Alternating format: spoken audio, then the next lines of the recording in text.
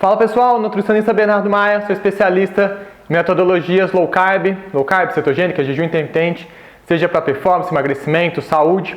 E hoje a gente vai falar um pouquinho sobre dieta cetogênica, principalmente para quem está começando, tá? Não só dieta cetogênica, mas low carb também acontece, isso que a gente vai falar nesse vídeo, e treinos em jejum. Então, como amenizar os principais sintomas, principalmente no começo das restrições, das dietas restritas em carboidrato, e como você consegue melhorar a sua performance treinando em jejum, principalmente na parte da manhã aí. O que você tem que fazer para não ter nenhum sintoma de fraqueza, de dor de cabeça, de constipação, de cãibra, insônia, enfim, qualquer motivo que você venha a ter, qualquer efeito colateral que você venha a ter por praticar jejum ou restrição de carboidrato, como é que a gente resolve isso? Então esse vídeo eu vou te ensinar o passo a passo de como você resolve, o que você tem que fazer para passar por esse, principalmente o começo ileso e dar continuidade a essas estratégias que são fantásticas, tá?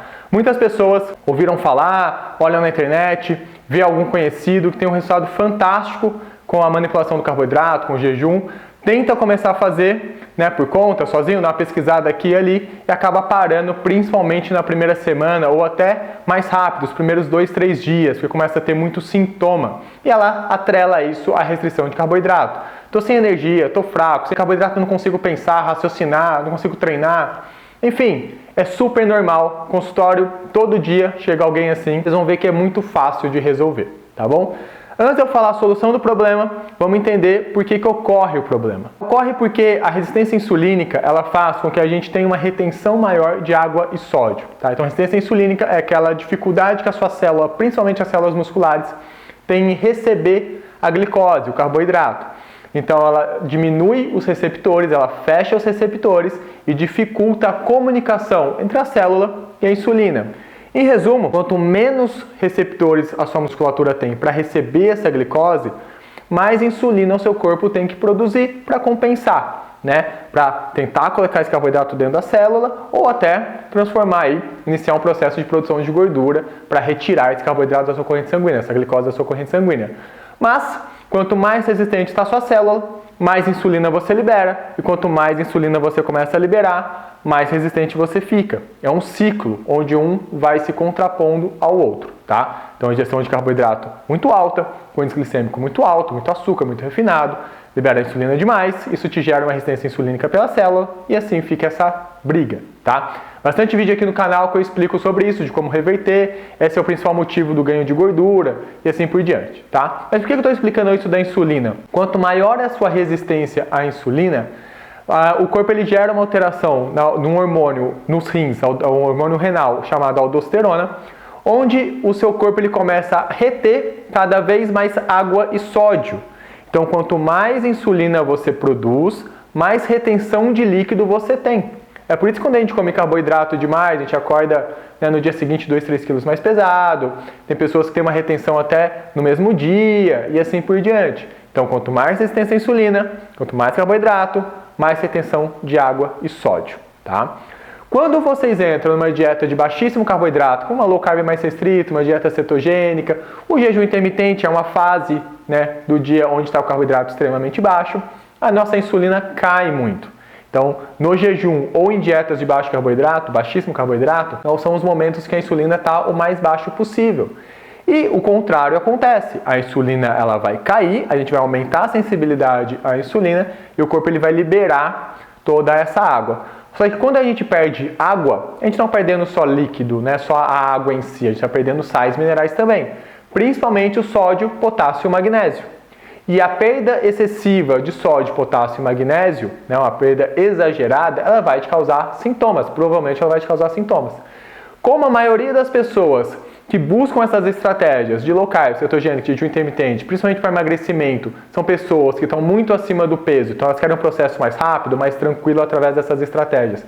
E elas são pessoas resistentes à insulina, quando elas retiram o carboidrato e começam a fazer jejum, elas têm uma perda de água excessiva no começo, nas primeiras semanas, onde o corpo ele acaba desequilibrando e liberando todos esses sais minerais com água. Isso é bom, tá? Isso melhora a sua retenção, isso melhora o seu quadro de hipertensão, caso você já tenha, ou evite que você venha a ter. Isso faz com que a sua insulina caia, que você melhore seu quadro metabólico, que você emagreça mais rápido. Porém, a gente acaba perdendo um pouco mais de água do que o normal no começo e há essa perda de sais minerais, tá? A perda desses sais minerais, elas vão ocasionar alguns sintomas em vocês, como por exemplo, a perda do magnésio, ela vai dar vontade de carboidrato, né, de doce como um todo, ela vai te dar ansiedade, ela pode te dar cãibra, ela pode te dar insônia, ela pode te dar alteração de humor.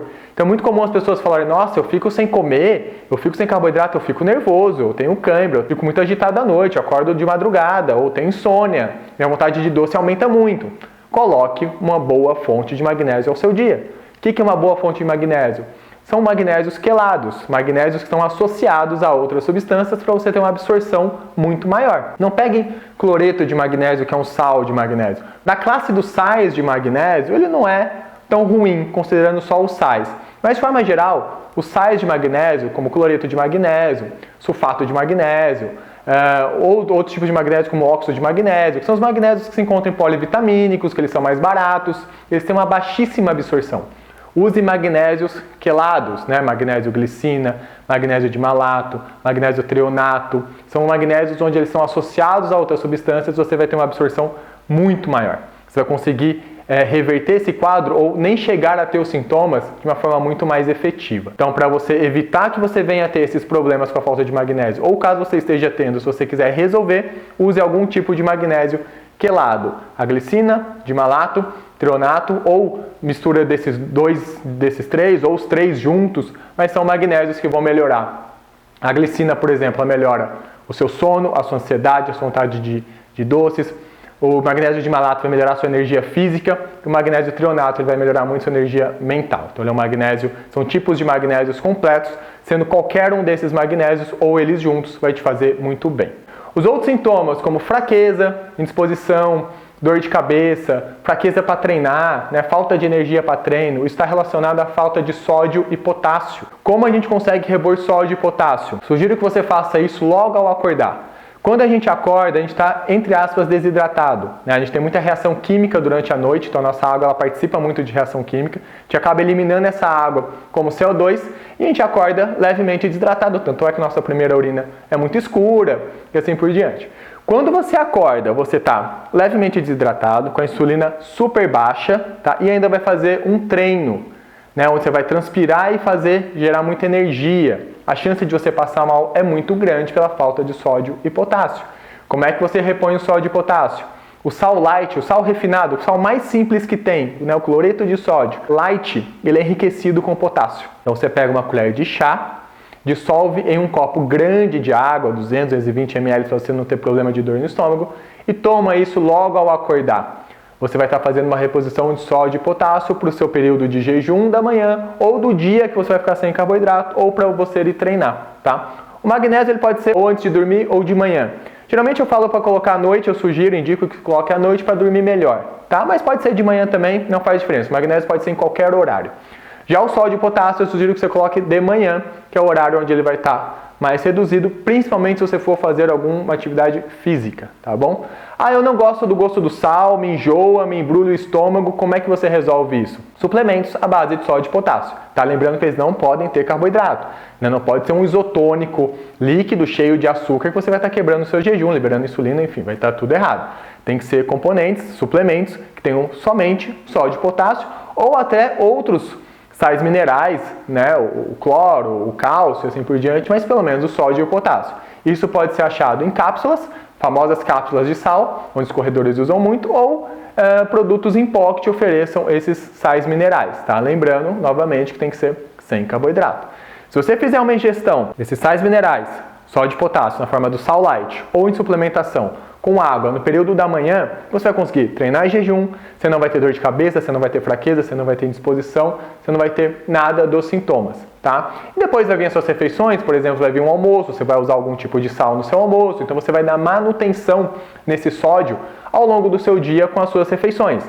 Mas de manhã, que é o período que as pessoas geralmente treinam em jejum e ficam em jejum no período matinal, é muito importante você começar o dia dessa forma. Então, com essa suplementação de sais minerais, vocês evitam muito os principais sintomas. Além, claro, de muita hidratação, tome bastante água, principalmente no período de jejum, quanto até a sua urina ficar transparente. Tá bem clarinha.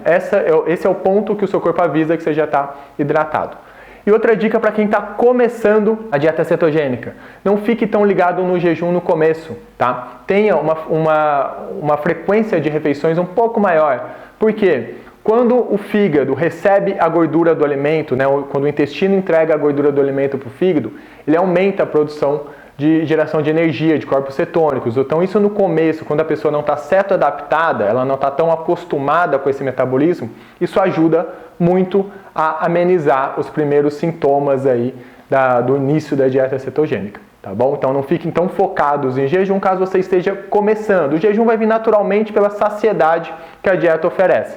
E não se esqueça de se hidratar muito e repor sódio, potássio e magnésio, igual eu ensinei aqui no vídeo, tá? Vocês fazendo isso, a probabilidade de vocês terem algum tipo de efeito colateral, se a dieta estiver correta, o cardápio bem montado, a hidratação legal e a suplementação desses sais minerais, não tem como estar errado, não tem como vocês terem sintomas, passar mal e assim por diante. Vocês vão conseguir fazer todas as atividades que vocês estão acostumados ou até melhor. Então, esse é o passo a passo para começar e até manter. Não tem problema, depois que você já passou da adaptação, continuar com esses hábitos, porque isso vai prevenir que você venha a ter algum sintoma.